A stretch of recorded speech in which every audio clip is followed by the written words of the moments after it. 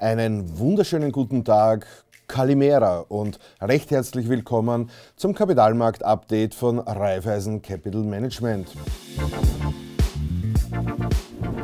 Wer kennt sie nicht, die unvergesslichen Textzeilen der dreiköpfigen steirischen Rockband STS.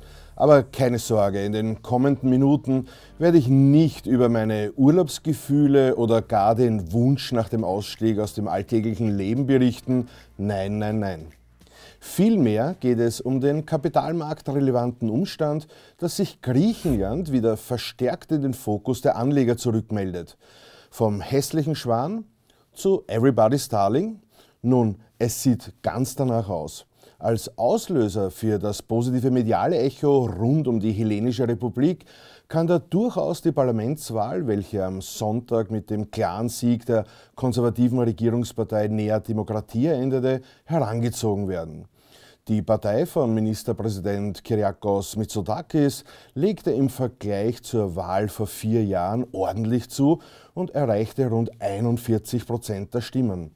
Die linkspopulistische Partei Syriza des ehemaligen Regierungschefs Alexis Tsipras hingegen musste schwere Verluste hinnehmen, blieb aber mit 20% die stärkste Oppositionspartei. Diese Wahl war die erste, die nach einem Verhältniswahlsystem durchgeführt wurde, und es wird sehr wahrscheinlich eine zweite Runde am 25. Juni folgen, bei der ein Mehrheitsprämiensystem angewandt wird. Es wird nun allgemein erwartet, dass die Nea Dimokratia im zweiten Wahlgang dann die absolute Mehrheit erreichen wird. An der griechischen Börse in Athen zogen die Aktienkurse nach dem Wahlsieg der konservativen Partei ordentlich nach oben. Der Leitindex legte satte 7% zu. Gleichzeitig ging die Rendite von griechischen Staatsanleihen weiter zurück. So ermäßigte sich die Rendite 10-jähriger Papiere auf 3,85%. Als absolut bemerkenswert ist für mich der Umstand, dass Griechenland damit im 10-jährigen Laufzeitenbereich unterhalb der vergleichbaren italienischen Rendite, welche aktuell bei 4,3% notiert liegt. Anders ausgedrückt, bei Neuemissionen muss Griechenland damit deutlich weniger an Zins zahlen als Italien.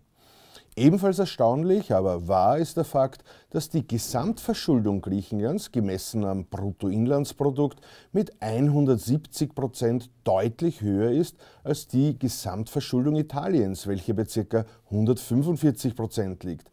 Doch wie heißt es so schön? The trend is your friend. Und hier hat es stark den Anschein, dass die Gesamtverschuldung Griechenlands auch in den kommenden Jahren deutlich nach unten gehen sollte. Und genau diese Faktoren wiederum ermöglichen dem Staat Griechenland bessere Karten im Rennen um eine bessere Bonitätseinstufung seitens der Ratingagenturen. Moody's erklärte unmittelbar nach den Wahlen, dass das Wahlergebnis Credit positiv sei.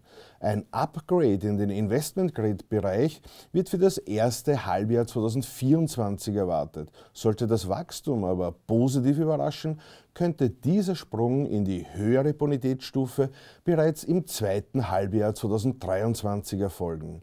Man wird also sehen, ob der Erfolgslauf so weitergeht. Die Wahlen waren da, wie schon eingangs erwähnt, der Auslöser für die wiederauferstandene mediale Präsenz Griechenlands. Die Zent im Hintergrund aber wird schon seit längerer Zeit an der wirtschaftlichen Wiedergeburt hart gearbeitet. So hat sich die griechische Wirtschaft 2022 mit einem Wachstum von 5,9% besser entwickelt als die der Eurozone. Unterstützung kam hier von einer relativ umfangreichen und gezielten steuerlichen Unterstützung, steigenden ausländischen Direktinvestitionen und der Erholung des weltweiten Reiseverkehrs.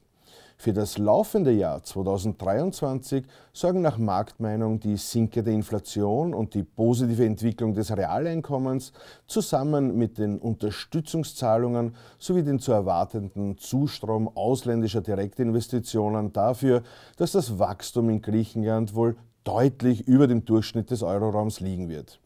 In diesem Sinne, frei nach Perikles, es kommt nicht darauf an, die Zukunft zu kennen, sondern auf die Zukunft vorbereitet zu sein. Alles Liebe und Gruß geht raus, euer Christian Leinweber.